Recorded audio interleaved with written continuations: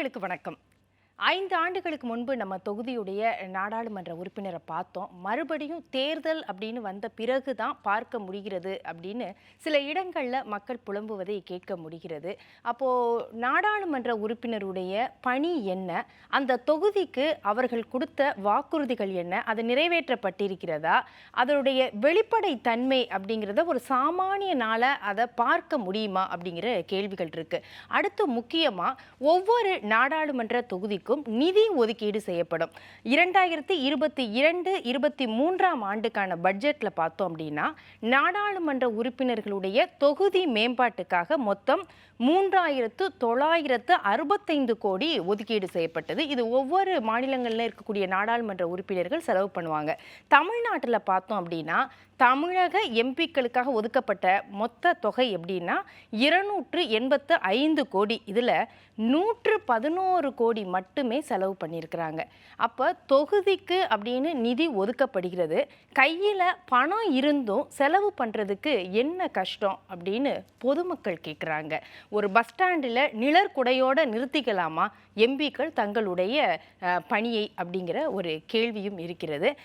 ஆக இது போன்று தொகுதி நிதியை ஒதுக்கீடு செய்தும் செலவு பண்ணாமல் இருப்பதற்கான காரணங்கள் என்ன, அவங்க கொடுத்த வாக்குறுதிகள் என்ன அப்படிங்கிற கேள்விகள் இருந்தாலும், இன்னொரு பக்கம் அப்படின்னா சில நாடாளுமன்ற உறுப்பினர்கள் தங்களுக்கு ஒதுக்கப்பட்ட தொகுதி நிதியை சரியாக செலவு செய்கிறார்கள்.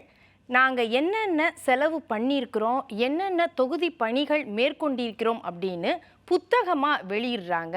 அந்த தொகுதி மக்களுடைய பார்வைக்கு வைக்கிறாங்க. இன்னொரு பக்கம் அது மட்டும் இல்லை, சொந்த நிதியில் இருந்தும் அந்த தொகுதி மக்களுடைய முன்னேற்றத்திற்காக செலவு செய்கிறார்கள். சிறிய கட்சியை வைத்திருந்தாலும் கூட அந்த தொகுதி மக்களுக்கு முழுமையான அர்ப்பணிப்போடு செய்கின்ற நாடாளுமன்ற உறுப்பினர்களும் இருக்கத்தான் செய்கிறார்கள். இதை பற்றியெல்லாம் நம்ம விரிவாக பேச இருக்கின்றோம். டெல்லியில் இருந்து மூத்த பத்திரிகையாளர் திரு சேகர் ஐயர் அவர்கள் இணைந்திருக்கிறார். வணக்கம். வணக்கம். நலமா இருக்கீங்களா? நலமா இருக்கேன் சார், இப்போ இந்த தொகுதி நிதி ஒதுக்கீடு ஒவ்வொரு எம்பி தொகுதிக்கும் நிதி ஒதுக்கீடு செய்யப்படுகிறது. இந்த தரவுகளை பார்க்கும் போதே நமக்கு அதிர்ச்சியா இருக்கு. இந்த தொகுதிக்கு இவ்வளோ செலவு பண்ணுங்கன்னு கையில் கொடுக்குறாங்க. அதை செலவு பண்ணுறதுக்கு என்ன கஷ்டம் அப்படின்னு பொதுமக்கள் இப்போ கேள்வி கேட்குற நிலைமைக்கு வந்திருக்கே. இந்த விவரமெல்லாம் ஒரு சாமானியனால புரிஞ்சுக்க முடியுமா? இல்லை, கட்டாயமாக ஒன்று புரிஞ்சுக்க முடியும். ஒரு எம்பி நினைச்சானா அதை முழுமையாக செலவு செய்து அந்த தொகுதி மக்களுக்கு எப்படி பலன் பெற முடியுங்கிறதுக்காக அவங்க வழிபட முடியும். ஆனால் இதில் ப்ரொசீஜர் என்ன கேட்டிங்கன்னா, ஒரு எம்பிக்கு ஒரு வருடத்தில் 5 கோடி ரூபாய் ஒதுக்கீடு இருக்குது. அவர் அந்த தொகுதிக்கு எப்படி செலவு பண்ணணும்னா 2.5 கோடியாக செலவு பண்ண வேண்டும். எப்படி செலவு பண்ண வேண்டும்? அவர் மாவட்ட செயலாளருக்கு எழுதி சொல்ல வேண்டும்.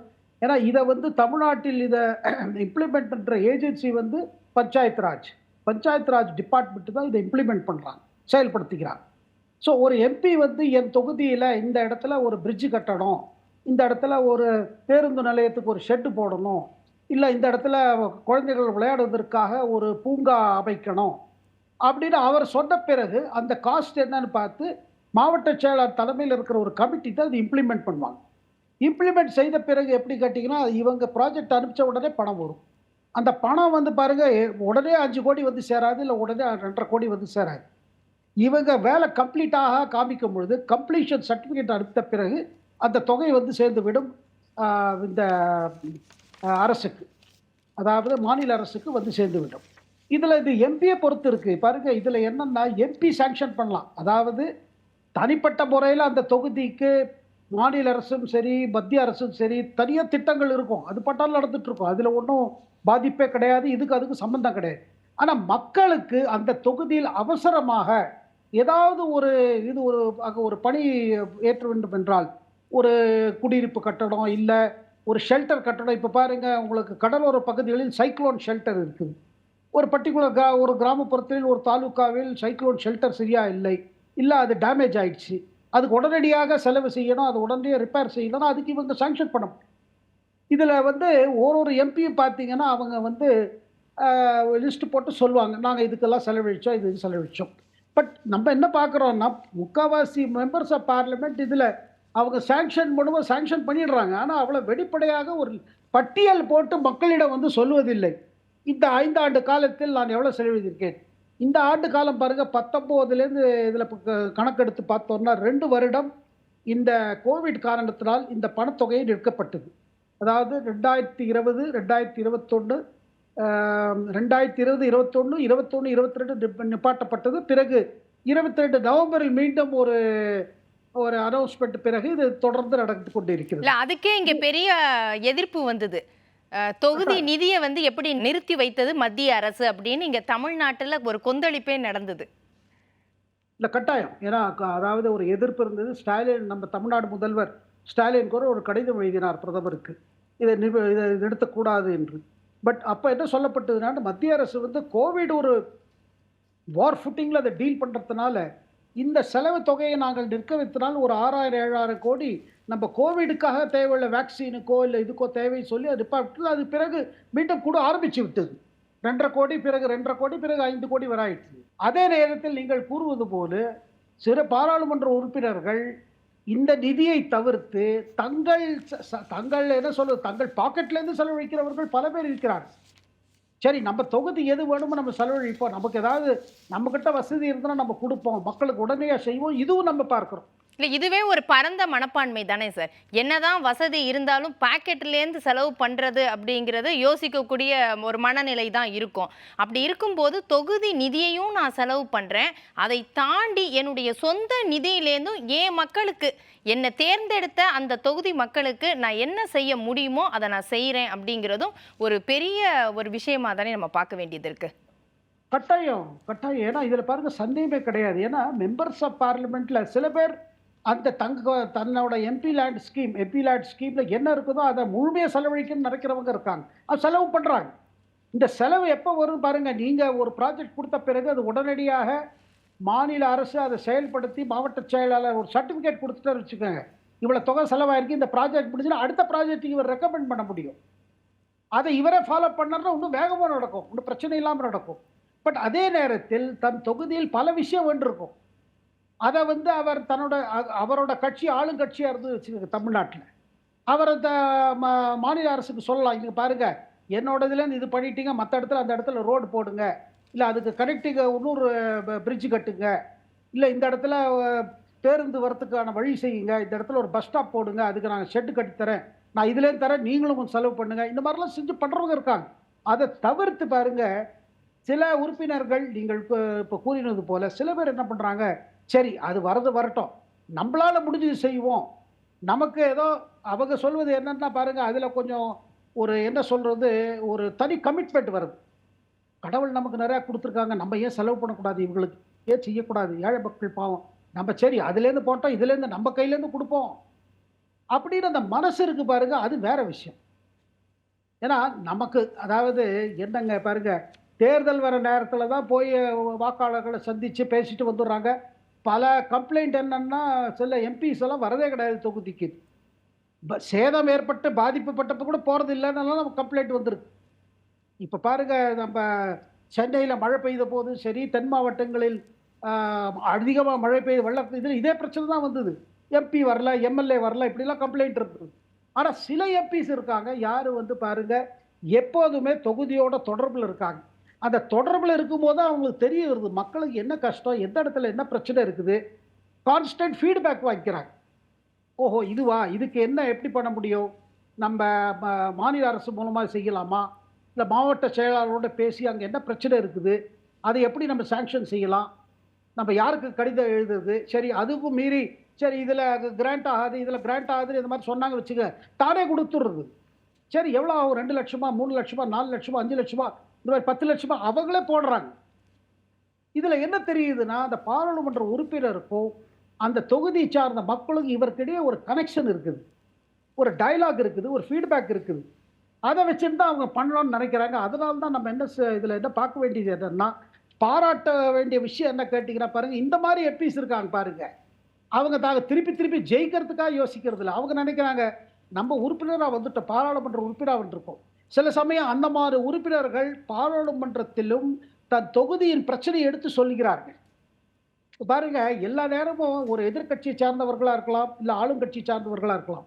பாராளுமன்றத்தில் பெரும்பாலும் நீங்க பார்த்தீங்கன்னா, நான் பலமுறை பாராளுமன்றத்தை கடந்த ஒரு 30, 40 வருஷமா பார்த்துட்டு வரதுனால சொல்றேன். கேரளாலேருந்து வர மெம்பர்ஸ் ஆஃப் பார்லிமென்ட் எந்த கட்சியா இருந்தாலும் சரி, இந்த மாரி வேலையில பாருங்க ரொம்ப இதுவா இருப்பாங்க. தன் தொகுதிய பத்தியே பேசுவாங்க. போய் சபாநாயகரிடம் சொல்லி, "இல்ல என் தொகுதியில இருக்கிற பிரச்சனைய நான் எடுத்து சொல்லணும். இத மத்திய அரசு செய்யணும்." பல பேர் இருக்காங்க. அந்த மாரியே கான்சன்ட்ரேட் பண்ணுவாங்க. அந்த மாரி தமிழ்நாடுலேருந்து எவ்வளோ மெம்பர் ஆஃப் பார்லிமென்ட் இருக்காங்க, தன் தொகுதியோட கான்டாக்ட்ல வச்சிருக்காங்க. பாருங்க அரசியல்ங்கிறது நடந்துட்டே இருக்கும். நீங்க பாராளுமன்றத்தில பல விஷயங்கள் இருக்கலாம். ஆனா உங்க தொகுதிக்கு வேணுங்கிற விஷயத்த நீங்க கான்சன்ட்ரேட் பண்ணணும். ஏன்னா ஒரு பாராளுமன்ற உறுப்பினரோட கடமை என்ன? இல்ல இப்ப ஏன் பாருங்க, இத தயங்குறாங்க? இப்ப தமிழ்நாடே எடுத்துக்கிட்டோம் அப்படின்னு சொன்னா, இங்க வந்து தொகுதி நிதிய வந்து செலவு பண்றதுக்கு தயங்குறாங்க. அப்படியே பணம் அப்படியே இருக்கு அப்படின்னா, ஏன் இதுல என்ன தயக்கம் இருக்கு? கையில பணத்த குடுத்து உன் தொகுதிக்கு செலவு பண்ணு அப்படின்னு சொல்லும்போது, எங்க சிக்கல் வருது? அதுல என்ன காரணம் நான் சொல்ல விரும்புறேன். அதாவது எவ்வளவு என்னால ஓப்பனா சொல்ல முடியாது இல்ல. என்னன்னா இந்த மேட்டர்ல பாருங்க, இது கையில 5,00,00,000 இருக்கும்போது, சில உறுப்பினர்களுக்கு என்ன தோணுதுன்னா, சரி இதுல முழுக்க செலவழிச்சுட்டா நம்ம ஆளுகலாம் என்ன எப்படி பண்ணுவது? நம்ம ஆளுக்கு பெனிஃபிட் வேணும்.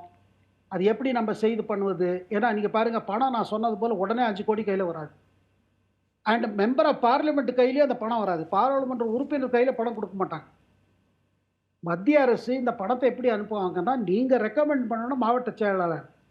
மாவட்ட செயலாளர் அதில என்ன ஸ்கீம இவங்க கேட்கறாங்களோ, அது ஸ்கீம இம்ப்ளிமெண்ட் பண்ணணும். அதுக்கு டெண்டர் யாருக்கு குடுக்கணும், யாருக்கு குடுக்க வேண்டாம், அதெல்லாம் மாவட்ட செயலாளர் லெவல்ல டீல் ஆகும். இதிலேயே பல குறிப்பிட்ட குற்றச்சாட்டுகள் வரும். நான் என்ன சொல்ல வரேன் பல உறுப்பினர்கள் பாருங்க, அவங்க டெல்லியில பாராளுமன்றம் செஷன் நடந்து கொண்டிருக்கும்போது பார்த்தீங்கன்னா, வெள்ளி திரும்பி போயிடுவாங்க. திரும்பி போயிட்டு சனி, ஞாயிறு அவங்க தங்களோட தொகுதியில இது பண்ணுவாங்க. பயணம் செய்வாங்க. மக்களிடம் பேசுவாங்க. என்ன இருக்கு? எது எடுத்திருக்கு? திங்கள் பாராளுமன்றத்தில வந்த பிறகு சென்ட்ரல் லெவல்ல ஏதாவது இத பத்தி பேசணுமானா அவங்க பேசுவாங்க. ஆனா இங்க என்ன பார்த்திருக்கோம்னா, இங்க இப்போ நான் பாராளுமன்றத்தில இன்னொரு விஷயம் சொல்ல விரும்புறேன். இப்ப டி.ஆர். பாலு திமுக தலைவர், பார்லிமென்டரி லீடர். பல நேரத்தில எம்பிஸ் எல்லாம் ஃபீல் பண்ணுவாங்க. நம்ம ஏதாவது பேசுறதுக்கு முன்னாடி அவரோட அனுமதி வாங்காம பேச முடியாது. இத எடுத்து சொல்ல முடியாது. இல்ல மத்திய அரசுக்கு ஒரு கடிதாசம் எழுதுறதுக்கு முன்னாடி அவர் டி.ஆர். பாலு சொல்லுவாரு. எனக்கு சொல்லாம ஒண்ணும் பண்ணாதீங்க. நீங்களே ஒண்ணும் இத ரெய்ஸ் பண்ணாதீங்க. இந்த மாரி பிரைவேட்டா நெறைய நான் கிசு கேள்விப்பட்டுருக்கேன். ஏன்னா எல்லா இடத்துலயும் ஒரு சென்ட்ரலைஸ்ட் கண்ட்ரோல். நீங்க எத எழுப்புனாலும் எனக்கு சொல்லிட்டு எழுப்புங்க. ஆனா பாருங்க சில எம்பிஸ் ரொம்ப ஆக்டிவ். அவங்க இல்ல நம்ம தொகுதி செய்ய வேண்டியது நம்ம செய்யணும். இது பாருங்க இண்டிவிஜுவல் எம்பிஸோட இன்வால்வ்மென்ட் எவ்வளோ கமிட்மெண்ட் இருக்குது, எவ்வளோ உற்சாகம் இருக்கிறது நம்ம தொகுதிக்காக வேலை செய்யணும்னு. இந்த மாதிரி 5 ஆண்டு காலமும் நீங்க வேலை செஞ்சாதான் உங்களுக்கு தேர்தல் வர நேரத்தில் மக்கள் உங்களை மதிப்பார்கள். மக்கள் புரிந்துப்பார்கள். இவர் நமக்காக பண்ணாரு. இவர் தொடர்ந்து நமக்காக கவனிச்சுட்டு வந்தாரு. நடுவில் கேட்டுட்டு போனாரு. ஒரு மழையோ, வெள்ளமோ, ஏதோ சேதமோ உடனே வந்தாரு. புயலோ உடனே வந்து கேட்டு போனாரு. இந்த மாதிரி சொல்ற பாராளுமன்ற உறுப்பினர்களும் இருக்கிறார்கள். சரி. ஆனால் இவர்கள் ரொம்ப கம்மியா இருக்காங்க. இல்ல. அந்த குறைவான இருக்கக்கூடிய அந்த நாடாளுமன்ற உறுப்பினர்கள்ல நிறைவா பேசப்படக்கூடியவர் தான் வந்து இன்று தமிழ்நாட்டுல பாஜக கூட்டணியில இந்திய ஜனநாயக கட்சியுடைய தலைவராக பெரம்பலூர் தொகுதியில் நாடாளுமன்ற வேட்பாளராக களமிறங்கியுள்ள திரு பாரிவேந்தர் அவர்கள். அவர் வந்து வாக்குறுதிகள் அப்படின்னு சொல்றதே சார் ஒரு புத்தகமா வெளியிட்டிருக்கிறார். நான் என்னென்னலாம் செஞ்சிருக்கேன் இந்த தொகுதிக்கு அப்படிங்கிறது ஒரு புத்தகமா அவர் வெளியிட்டிருக்கிறார். இது மாதிரி ஏன் இவ்வளோ ஆண்டு காலமாக இருக்கக்கூடிய திராவிட கட்சிகள் கடந்த 50 ஆண்டுகளுக்கு மேல நாங்க இருக்கிறோம்னு சொல்லக்கூடிய திமுகவா இருக்கட்டும், அதிமுகவா இருக்கட்டும், திராவிட கட்சிகள் இது மாதிரி நாங்க இந்த தொகுதி மக்களுக்கு இவ்வளவு செஞ்சிருக்கிறோம், இவ்வளவு பணிகள் நாங்க முடிச்சிருக்கிறோம், எங்களுடைய பணிகள்ல இது மிச்சம் இருக்கு, இதை முடிக்க வேண்டியதுக்கு நாங்க பொறுப்பேற்றுக்கிறோம், இத மாதிரி வெளிப்படை தன்மையா சொல்றாங்களா? இது ஏன் இந்த இடத்துல ஒரு கேள்விக்குறியாவே இருக்கு? அதாவது அவங்களுக்கு பல நேரத்தில் சொல்வதற்கு ஒன்றும் இல்லை. ஒன்று. 2வது இது அவங்களோட அப்ரோச் எப்படி இருக்குதுன்னா, நம்ம எதுக்கு இந்த லிஸ்ட் எல்லாம் குடுக்கணும்? குடுத்தான்னா மக்கள் என்ன சொல்லுவாங்க? சரி நீங்க அந்த இடத்துல பண்ணீங்க, இந்த இடத்துல பண்ணல. நம்ம இத கவனிக்கவே இல்ல. நீங்க அந்த தாலுக்கா கவனிச்சீங்க, அந்த கிராமத்த கவனிச்சீங்க. அங்க இருக்கிறவர் அவர் வந்து சட்டமன்ற உறுப்பினர், அவர் உங்களுக்கு ரொம்ப கிட்டக்க அந்த இடத்துல பண்ணிட்டீங்க, இந்த இடத்துல பண்ணல. இதுவும் ஒரு காரணம் இருக்குது. 3வது என்ன காரணம் என்னன்னா, சரி நம்ம தேர்தல் டயத்துல இது என்ன ஓட்டர்ஸ்க்கு என்ன என்ன என்ன இது இருக்குது நம்ம சொல்லணும் இதுக்கு? அதாவது ஒரு அலட்சியம் இதுல கலந்து இருக்கு. நம்ம எதுக்கு பதில் சொல்லணும்? நம்ம மக்கள் பதில் சொன்னா அவங்க மறந்துடுவாங்க. மக்கள் இல்ல மறந்துடுவாங்க. இல்ல மக்களுக்கு இதெல்லாம் இருக்குன்னு தெரியாதே. இந்த ஸ்கீம் இருக்குதுன்னு எத்தனை மக்களுக்கு தெரியும்? பாராளுமன்ற உறுப்பினருக்கு 5 கோடி வரையில் செலவு பண்ண முடியும். அது அவங்களுக்கு தெரியவே தெரியாதே. அது அவங்களுக்கு தெரியாத விஷயத்த நம்ம தெரிய வச்சு எதுக்கு பிரச்சனைய கிளப்புது? ஏதாவது கொஞ்சம் செய்வோம். செய்யும்போது கூட தன்னோட இத பார்த்துப்பாங்க. இதுல பாதி நேரம் பார்த்தீங்கன்னா, ஒரு அலட்சியம். 2வது நம்ப அரசு அதாவது மாநில அரசு நம்ப அரசு. நம்ம ஆட்சியில இருக்கோம். இவங்களுக்கு என்ன பதில் சொல்ல வேண்டியிருக்கு? தேர்தல் வந்தா 5, 10 குடுத்தா அவங்க நம்ம ஓட்டு போட்டு போப்போறாங்க. இந்த மாரி ஒரு அப்ரோச் இருக்குது கலை. நான் சொல்ல விரும்புறேன். ஆனா இது வருத்தத்தக்கது. ஏன்னா நீங்க ஓட்டருக்கு மரியாதை குடுக்கறதில்ல. எந்த பாராளுமன்ற உறுப்பினர் ஒரு இது குடுக்குறாங்களோ, கணக்கு சொல்றாங்களோ, இங்க பாருங்க 5 ஆண்டு காலத்துல நான் இதெல்லாம் செஞ்சிருக்கேன். இந்த மாரி பிரச்சனைகள் எல்லாம் தீர்வு காண்பதற்காக முயற்சி எடுத்திருக்கேன். இதுக்கெல்லாம் தீர்வு வந்திருக்கு. இல்ல இந்த இடத்துல எல்லா பா இந்த இடத்துல நான் குறிப்பிடணும். உத்தரப்பிரதேச எம்பிக்களுக்கு ஒதுக்கப்பட்ட 555 கோடியில 446 கோடி அவங்க செலவு பண்ணியிருக்கிறாங்க அப்படின்னு தரவுகள் சொல்லுது. அப்ப அஸ்ஸாம்ல வந்து 105 கோடியில 85.5 கோடி அவங்க செலவு பண்ணியிருக்காங்க. அடுத்து உத்தரப்பிரதேசம், அடுத்து ஒடிஷா, இவங்க 155 கோடியில 116.5 கோடி செலவு பண்ணியிருக்காங்க. அப்ப இந்த எம்பிக்கள்லாம், இந்த மாநிலத்தில் உள்ள எம்பிக்கள்லாம் ஒதுக்கப்பட்ட தொகுதி நிதியிலேருந்து பெரும்பாலானவற்றை செலவு பண்ணியிருக்காங்க. ஆனா தமிழ்நாட்டில் தான் வந்து குறைந்த அளவு வந்து செலவு பண்ணியிருக்காங்க. இது மாதிரி நிறைய மாநிலங்கள் இருந்தாலும் தமிழ்நாடு அப்படிங்கிறது ஒரு திராவிட மண், இங்க வந்து மக்களுக்காக தான் வளர்ச்சி அதிகமா இருக்கு அப்படின்னு சொல்றோம். அது ஒரு பக்கம் கல்வியில எல்லாத்துலயும் முன்னேறி இருந்தா கூட இன்னமும் நம்ம வந்து எம்பிக்கள் இந்த நிதியெல்லாம் செலவு பண்ணுனா அடுத்த கட்டத்துக்கு தமிழ்நாடு முன்னேறும். அதுதான் நம்ம வந்து குறிப்பிடப்பட வேண்டிய ஒரு விஷயமா இருக்கு. இல்ல கரெக்ட்டா சொல்றீங்க. பாருங்க அந்த மாநிலங்கள்லாம் பார்த்தீங்கன்னா, பெரும்பாலும் பிஜேபி ஆளும் மாநிலங்களா இருக்குது. அந்த இடத்துல பிஜேபி தலைமை அந்த பாராளுமன்ற உறுப்பினர் பின்னாடி இருக்காங்க. எதுக்கு உங்க உங்க எம்பி லேண்ட் ஸ்கீம்ல எவ்வளவு செலவு பண்ணீங்க? என்ன பண்ணீங்க? உடனடியா என்ன பிரச்சனைகள் இருக்கிறது பாருங்க. தொடர்ந்து கான்ஸ்டிட்யூயன்சியோட டச்ல இருங்க. ஒரு பக்கம் அவங்களோட சென்ட்ரல் லீடர்ஷிப்பும் அவங்க மேல குத்திட்டே இருக்காங்க. நீங்க போங்க கான்ஸ்டிட்யூன்சிக்குள்ள போங்க ஃபீட்பேக் வாங்க. இதுல என்ன கலை புரிஞ்சுக்கணும்னா, பிஜேபி மீண்டும் மீண்டும் சில மாநிலங்கள் ஜெயித்துக் கொண்டு இருக்கிற காரணம் என்ன? பல பேர் நினைச்சு எதிர்க்கட்சிகள் நினைக்கிறது இந்துத்துவா அதனால ஜெயிக்கிறாங்க. அது இல்ல காரணம்.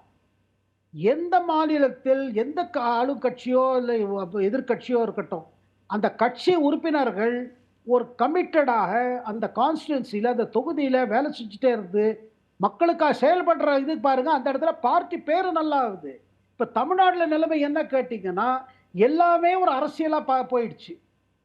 ஒரு அரசியல் தான் நடக்குது. இந்த அரசியலுக்கு இடையில தான் இப்போ பெரம்பலூர் தொகுதி வேட்பாளரா இருக்கக்கூடிய திரு பாரிவேந்தர் அவர்கள் வந்து தன்னுடைய வாக்குறுதிகள் நான் என்னென்னலாம் கொடுத்தனோ அதெல்லாம் நிறைவேற்றி இருக்கேன் அப்படின்னு ஒரு புத்தகத்தை பொதுமக்களுக்கு முன்பு அவர் வெளியிடுறாரு. என்னுடைய வாக்குறுதிகள் நான் கொடுத்தேன் 5 ஆண்டுகளுக்கு முன்பு, அதுல தொகுதியில இந்தந்த பணிகளை நான் முடிச்சிருக்கேன் அப்படின்னு அவருடைய சாதனை பட்டியலை அவர் கொடுத்திருக்கிறாரு. அதற்கு வரவேற்பும் இருக்கு. அதுல குறிப்பா அவர் வாக்குறுதிகள் இந்த முறை கொடுக்கும் போது கல்விக்கும் மருத்துவத்துக்கும் முக்கியத்துவம் கொடுக்கிறாரு. இன்னைக்கு குழந்தைகள் வந்து நல்லா படிக்கிற குழந்தைகளா இருந்தா கூட பணம் இல்லை அப்படின்னு சொன்னா அங்க கல்வி தடைப்பட்டு போயிடுது. அப்ப என்ன பிரச்சனை? அது ஒரு கிராமங்கள் நிறைந்த ஒரு பகுதி அது. அப்ப அந்த இடத்துல அந்த குழந்தைகளுக்கு எந்த இடத்துல படிக்கிறதுல தடங்கள் வருது அப்படிங்கறத அவர் சிந்திச்சு கொடுத்ததா நம்ம இதை எடுத்துக்கலாமா? இன்னொன்னு மருத்துவத்துல இன்னமும் நம்ம வந்து முன்னேற வேண்டிய ஒரு கட்டாயத்துல தான் இருக்கிறோம். வளர்ச்சி அடைய வேண்டிய நம்ம இலக்கு இன்னமும் அதிகமாக தான் இருக்கு. அப்ப பெரம்பலூர் போன்ற இந்த தொகுதியில 6 சட்டப்பேரவை அடங்கிய அந்த பெரம்பலூர் நாடாளுமன்ற தொகுதியில மருத்துவத்திலையும் பின்தங்கி இருக்கக்கூடிய மக்களுக்கு ஒரு விடிவு காலம் கிடைக்காதா அப்படின்னு ஏங்கிட்டு இருக்க சூழ்நிலையில அவர் 2 வாக்குறுதிகள் குறிப்பா மருத்துவத்துக்கும் கல்விக்கும் கொடுக்கிறாரு. அதுல பெரம்பலூர் தொகுதியில தனது சொந்த கல்வி நிறுவனங்களின் மூலம் 1200 மாணவர்களுக்கு மீண்டும் கட்டணமில்லா உயர்கல்வி வழங்கப்படும் அப்படிங்கிற வாக்குறுதியை கொடுக்கிறாரு. இதுல மீண்டும்னு ஏன் நம்ம சொல்றோம் அப்படின்னா, ஏற்கனவே அவர் 2019 நாடாளுமன்ற உறுப்பினராக இருக்கும் போது அந்த பகுதி மாணவர்களுக்கு வந்து இலவசமா அவர் கல்வி கொடுத்திருக்கிறார். இதே மாதிரி கட்டணமில்லா உயர்கல்வி கொடுத்திருக்கிறாரு. அந்த மாணவர்கள்லாம் நன்றி தெரிவித்து கடிதம் எழுதியிருக்கிறாங்க. அதையும் அவர் பொதுமக்களுடைய பார்வைக்கு வைத்திருக்கிறார் அப்படிங்கிறது ஒரு குறிப்பிடப்பட வேண்டிய விஷயம். அடுத்தது, பெரம்பலூர் பாராளுமன்ற தொகுதிகளில் வாழும் 1500 குடும்பங்களுக்கு தலா 10 லட்சம் ரூபாய் மதிப்பிலான உயர்தர மருத்துவ சிகிச்சை அளிக்கப்படும் அப்படின்னு குறிப்பிடுறாரு. அதாவது 6 சட்டமன்ற தொகுதி இருக்கு அப்படின்னா ஒவ்வொரு சட்டமன்ற தொகுதியிலையும் 50 குடும்பங்கள் அப்படின்னு எடுத்துக்கிட்டு வருடத்திற்கு 300 குடும்பங்கள், அப்ப 5 ஆண்டுகள்ல 150 கோடி மதிப்பிலான மருத்துவ சிகிச்சை அளிக்கப்படும் அப்படின்னு சொல்றாரு. இது எவ்வளவு பெரிய விஷயம்! அந்த மக்களுக்கு வறுமை கோட்டுல ஒரு சாதாரண விவசாயத்தை நம்பி இருக்கக்கூடிய அந்த குடும்பத்துல ஏதாவது ஒரு பிரச்சனை, மருத்துவம் சம்பந்தமான விஷயங்கள் வேணும் அப்படின்னா அது எட்டா கனியா தான் இருக்கு. ஆனா அதை அவர் வந்து ரொம்ப சிம்பிளிஃபை பண்ணி கொடுக்குற மாதிரி அந்த மக்களுக்கு 10 லட்சம், அதாவது 10 லட்சம் ரூபாய் மதிப்பிலான உயர்தர சிகிச்சை அப்படிங்கிறதே நினைச்சு பார்க்க முடியாத ஒண்ணா இருக்கு. இது ஒரு வரப்பிரசாதமும் மாதிரி எடுத்துக்கணுமா அதை? கட்டாயமாக இதை இப்போ நீங்கள் சொல்லும் போதே எனக்கே மனசில் ஒரு உணர்ச்சி வந்துடுறது. எப்போ உணர்ச்சி படுற மாதிரி நீங்கள் டீட்டெயில்ஸ் கொடுத்தீங்க. இப்போ எத்தனை கமிட்மெண்ட் இருக்குது பாருங்கள் இவருக்கு. அதாவது தன்னோட இன்ஸ்டிடியூஷன்ஸ் இருக்குது, அதுலேருந்து அவர் ஹெல்ப் பண்ணுறாரு. அதெல்லாம் அது ஆனால் பாருங்கள், அதை யோசித்து பார்க்குறாரு. அது நம்ம தொகுதியில் மக்கள் எப்படி அவதிப்படுறாங்க. நீங்கள் பாருங்கள், மருத்துவம் கல்வி ரெண்டு ஒரு விஷயங்க. இதை வந்து ஒரு குடும்பத்தோட எதிர்காலத்தை கம்ப்ளீட்டாக மாற்றிடும். ஏன்னா எந்த குடும்பத்தில் யாருக்காவது உடம்பு சரியில்லாம போச்சுன்னா அந்த குடும்பத்துக்கு ரொம்ப கஷ்டம். அந்த மாதிரி குடும்பத்தில் பாருங்க, அந்த சின்ன பிள்ளைகள் கல்வி கூட அவங்க கல்வி பாதிக்கப்படும், எல்லாமே பாதிக்கப்படும். ஏன்னா கையில் பணம் இருக்காது. இருந்த பணம் கூட ஏதோ மருந்து வாங்குறதுக்காக ரொம்ப கஷ்டப்பட்டு மருந்து வாங்கி கொடுத்து ரொம்ப கஷ்டப்படுவாங்க. அதனால மருத்துவம் நீங்க சரி பண்ணிட்டீங்கன்னா பாருங்க, ஒரு ஃபியூச்சர் ஜெனரேஷனே ரெடி பண்றீங்க. அதை தவிர்த்து ஒரு கல்வி கூட கல்வி பண்ணிட்டீங்கன்னா, இது ரெண்டு விஷயம் இருந்து வச்சுக்க, கல்வி அண்ட் மருத்துவம்னா அந்த குடும்பம் அதாவது தகுந்த காலில் நிற்கிறதுக்கான ஒரு இது கிடைச்சிடும், வாய்ப்பு கிடைச்சிடும். இது பெரிய விஷயங்க. அந்த மாதிரி மக்கள்லாம் நம்ம பாரிவேந்தரை எவ்வளோ வாழ்த்துவாங்கன்னு நீங்கள் யோசிச்சு பாருங்க. அவங்க வாழ்க்கையில இது ஒரு பெரிய மாற்றம். ஏன்னா அவங்க இதுவரை பார்த்துட்டு இருக்காங்க. சரி, எவ்வளோதான் உங்களுக்கு மாநில அரசு திட்டங்கள் இருந்தாலும் சரி, வசதிகள் இருந்தாலும் சரி, ரொம்ப தூரம் இருக்க கிராமங்களுக்கு போய் உங்களுக்கு இந்த மாதிரி ஒரு வசதி செய்ய முடியும்னா, வசதி செய்து கொடுத்தீங்கன்னா நீங்கள் எவ்வளோ பெரிய விஷயம் சொல்லுங்க. இது பாருங்க, பாசிட்டிவ் மைண்ட் செட் கொடுக்கும், ஒரு தைரியத்தை கொடுக்கும். நம்ம வந்து இதை ஒரு திட்டமா பார்க்காம குடும்பத்துக்குள்ள என்ன இம்பாக்ட் இருக்கு பாருங்க. குடும்பத்துக்குள்ள ஒரு பாசிட்டிவ் ஆட்டிடியூட் எப்படி ஆரம்பிக்கும் பாருங்க. கல்வி, நீங்க ஒரு பிள்ளைக்கு கல்விக்கு வசதி செஞ்சுட்டீங்கன்னா அதோட ஒரு பெரிய என்ன சொல்லுங்க, அந்த குடும்பம் என்ன வரப்போற எத்தனை குடும்பங்களுக்கு நீங்க அதுக்கு பெரிய இது பண்ணுவீங்க. இன்னைக்கு கூட பாருங்க, எத்தனையோ ஏழை குடும்பத்திலேருந்து சில பிள்ளைகள்லாம் அவங்க எல்லாம் முன்னேறி வந்திருக்காங்கன்னா இந்த கல்வி தான் காரணம். அண்ட் எப்போதுமே மருத்துவம் பாருங்க, இது ஒரு பெரிய விஷயங்க. எவ்வளோதான் வசதி இருந்தாலும் பாருங்க, அந்த டவுன்ல போய் அந்த ஜெனரல் ஹாஸ்பிட்டல்ல போய் இது பண்றதுக்கு அவங்க கிராமத்திலேயே அந்த வசதி கிடைச்சிருச்சு வருங்க. எவ்வளோ பெரிய மாற்றம். இதெல்லாம் பார்க்கும் பொழுது ஒரு பாராளுமன்ற உறுப்பினருங்கிற பேர்ல அவர் செய்வது பார்த்தீங்கன்னா, அவர் எக்கச்சக்கமா செஞ்சிருக்காரு, எக்கச்சக்கமா செய்யறதுக்கான வாக்குறுதி தந்துட்டு இருக்காரு. அப்படின்னா அவர் வந்து மக்களோட கஷ்டத்தை புரிஞ்சிருக்காரு. அந்த குடும்பத்தினர் என்னென்ன மாதிரி அவதிப்படுறாங்க, அவங்களுக்கு தேவையான விஷயம் என்ன இருக்கோ அதை நம்ம கொடுக்கணும்னு ஒரு கமிட்மெண்ட் இருக்கு பாருங்க. இது ஒரு பெரிய இதுங்க. இதுதான் நான் சொல்லுவது. இதான் குட் பாலிடிக்ஸ், இதான் நல்ல அரசியல் என்பது. ஆனா சும்மா கட்சி அரசு. இந்த இந்த அரசியலை, இந்த குட் பாலிடிக்ஸை மற்ற எம்பிக்கள் பின்பற்றாததுக்கு என்ன காரணம்? இதே மாதிரி இந்த தொகுதியில் அவங்கவுங்க தொகுதியில் என்ன தேவை அந்த மக்களுக்கு அப்படின்னு பார்த்து இதே கல்வி மருத்துவத்தை முன்னிறுத்தி அவங்களால செய்ய முடியாதா? இப்போ இவர் வந்து ஒரு தனி கட்சி வச்சிருக்கிறாரு, பாரிவேந்தர் அவர்கள் ஒரு தனி கட்சி வச்சிருக்கிறாரு. அப்படி இருந்தும் தனக்கு மீறி தன்னுடைய சொந்த நிதியிலேருந்து அவர் பண்ணணும்னு நினைக்கிறாரு. எதையும் நான் சேமிச்சு வச்சுக்கணும், அடுத்த கட்டத்துக்கு நான் கொண்டு போகணும்னு அவர் நினைக்கல. எனக்கு அதை ஒரு அடுத்த கட்ட அரசியலோ இல்லை அடுத்த கட்ட வாரிசு அரசியலோ இல்லை அடுத்த கட்டமாக நான் வந்து என் பணத்தை பெருக்கிறதுக்கான வழியையோ அவர் பார்க்கல. அந்த மக்களுக்கு என்ன தேவைன்னு அதை கண்டறிந்து அதற்கான தீர்வை நோக்கி பயணிக்கிறார். ஆனால் இதை மற்ற எம்பிக்களுக்கு இதுக்கு என்ன வித்தியாசம் வருது? இது வித்தியாசம் சொல்லக்கூடாது. இது வந்து கம்ப்ளீட் சேஞ்ச் அப்படிங்க. பெரிய கட்சியில இருக்கோம் நம்ம கட்சி கவனிச்சுப்பாங்க. அதாவது தேர்தல் நேரத்தில் நம்ம மக்கள்கிட்ட போனா போறோம்னு நினைக்கிறவங்க பல உறுப்பினர்கள் இருக்கிறாங்க. அவங்க கட்சி அரசியல் அப்படிதான் இருக்குது. இல்லைன்னா நீங்க சொல்லுங்க, எத்தனை ஊழல் பத்தி நம்ம கேள்விப்படுறோம், எத்தனை அமைச்சர்கள் ஊழல் மாட்டிட்டு இருக்காங்க. காரணம் என்ன? மக்களை பத்தியோ மக்களோட கஷ்டங்களை பத்தி இருக்கிறவங்க இந்த மாதிரி ஊழல் செய்வாங்களா? மக்களுக்காக யோசிக்க மாட்டாங்களா? சாராயத்துல கூட கமிஷன் வாங்கி நமக்கு அது ரூ. 10 அதிகம் கிடைச்சா அத பாக்கெட்ல போட்டுக்கணும்னு நெனைக்கிற அமைச்சர்கள்லாம் இருக்கும் பொழுது, அந்த அரசியல் என்ன? இந்த அரசியல் என்ன? கம்ப்ளீட்டா வேற அப்ரோச்சுங்க இது. அண்ட் போக போக இந்த அரசியல் இப்படிதான் இருக்க போகுது. மக்களும் அதுதான் எதிர்பார்க்க போறாங்க. நீங்க தேர்தலுக்கு முன்னாடி வந்து 5ஓ 10ஓ கையில குடுத்துட்டு, நம்ம ஜெயிச்சுட்டு போயிடலாம். தேர்தல் நேரத்துல தானே நம்ம போனோம் அவங்ககிட்ட, இல்லாட்டி போ வேண்டிய அவசியம் இல்ல. இந்த மாரி நெனைக்கிறவங்க இருக்காங்க நெறைய பேர். அதுக்கு தான் இது ஒரு வார்னிங். இந்த மாரி உறுப்பினர்கள் இந்த மாரி இருந்தாங்கன்னா, நம்ம பாரிவேந்தர் மாரி பல எம்பிஸ் வந்தா தான் வந்து உங்களுக்கு இது மாறும்.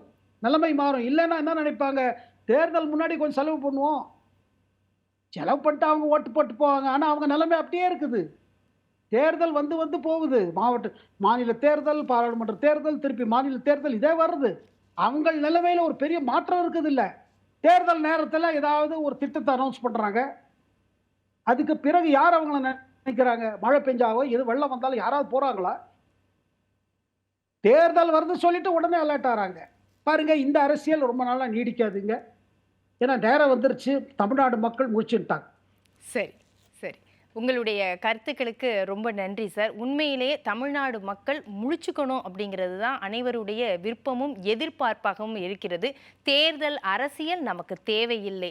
அடுத்த கட்ட தலைமுறையை, அடுத்த கட்ட வளர்ச்சியை நோக்கி நகர்த்துற உண்மையான தெளிவான அரசியல் தான் தேவை அப்படிங்கிறத நம்முடைய மக்கள் புரிந்து கொள்ள வேண்டிய ஒரு காலகட்டமாக இது மாறி இருக்கிறது.